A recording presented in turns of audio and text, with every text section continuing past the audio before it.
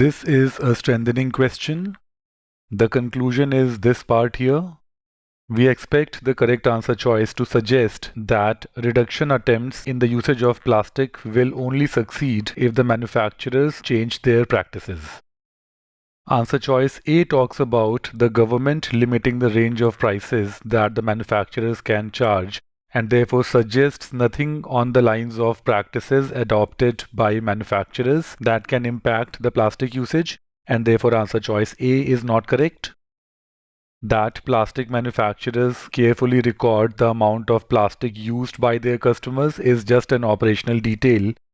This does not have any impact on the quantity of plastic usage.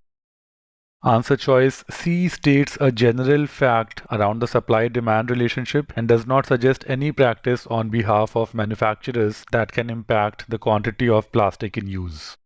Besides, this answer choice, if anything, talks about limiting the amount of plastic sold by manufacturers, and therefore this answer choice, if anything, suggests a positive step by manufacturers, and therefore this cannot be the correct answer choice.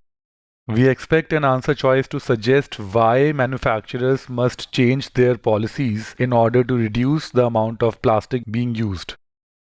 Answer choice E also does not give any such reason and cannot be correct.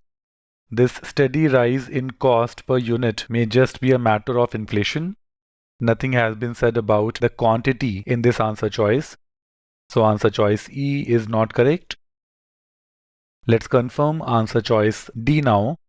Answer choice D suggests that manufacturers reduce the selling price per unit of plastic as the amount of plastic purchased by customers increase.